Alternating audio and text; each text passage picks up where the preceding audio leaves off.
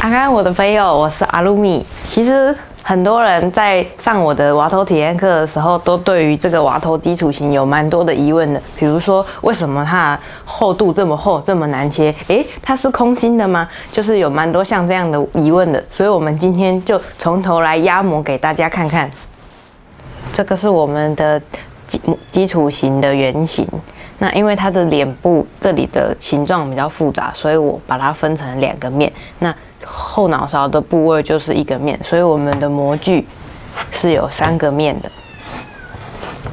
那这个模具的材料是牙医用的石膏。那这个模具的制作呢，我们这是另外一个故事了。如果有空的话，我们再来说。那我们要制作要来压模之前呢，要把这脸的这2块先用橡皮筋捆起来。然后为了要脱模顺利，我们会用那个痱子粉。其实我觉得娇生的比那个其他的牌子好用，因为它的粉比较细一点，撒上去，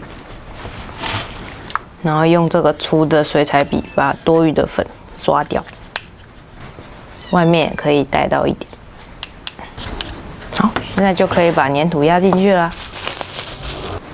就取一块土，然后搓圆之后把它压扁，也不能太扁。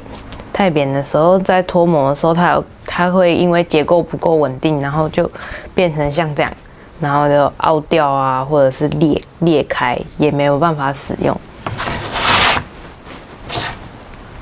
好，沾水，让它铺在模具的表面，多的再把它折回来。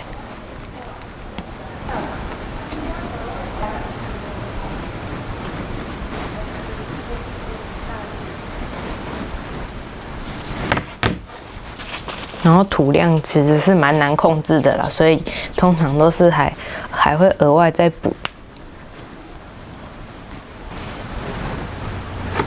然后再与两片膜交接的位置的土会比较厚一点，让它比较好结合，所以才会有就是切开那个头盖的时候会有就是非常难切，一下子割不开的状况，就是因为这里的土其实真的算蛮厚的。然后再来是脸的这一面，这一面的难度其实会比较高一点点，因为它的凹度比较深。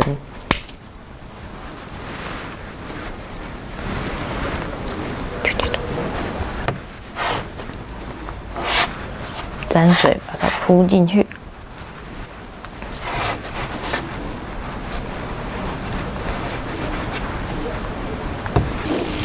像这里一样，像这里不够的部分都还要再拿土把它补起来。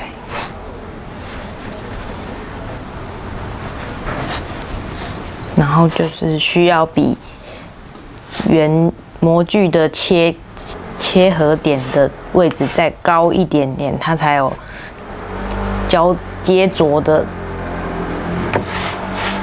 土量。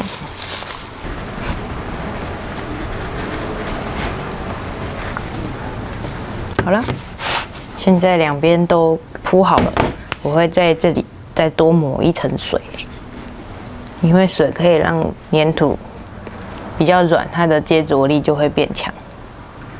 很随性的抹一抹，然后就把它盖起来。盖起来之后，再用橡皮筋把它捆起来。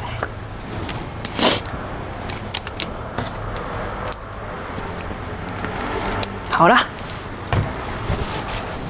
现在我们已经把粘土压进了我们的模具里面了。那这个原理就是利用石膏的吸水性把粘土的水分吸走。那它粘土灌在里面的期间，它就会慢慢的表面比较硬化。那我们大概需要等1个小时的时间。我们现在就把它放在旁边等它干。现在是大概已经过了1个小时之后了，我们可以来把它拆开了。好，先把橡皮筋拿掉。那我们在拆的时候呢，是先拆脸这一面的这2块，要小心一点，不要太用力，因为它里面其实还是有一点软。当当，太用力也会造成它变成变形之后反而有一点不对称。然后我会用像这样的工具沾水，然后把这边有一点没接好的地方再抹一下，然后把它挖起来，有点像那个夜市的章鱼烧，有没有？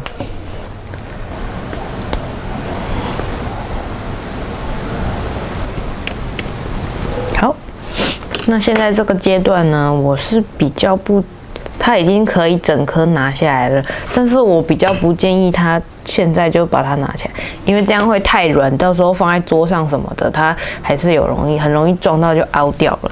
我会大概放个半天或1天，那拿起来的时候就会变成说这一面比较干燥，但是这一面还有一点软，但是这是可以用这一面去装地板。不然它这里软软的，如果这样放置久了，它还是有可能会凹陷。那大家知道我在家平常不是在揉猫，就是在当馒头女工。那大家今天知道我当馒头女工都在干嘛了吧？今天的影片就到这里咯，拜拜。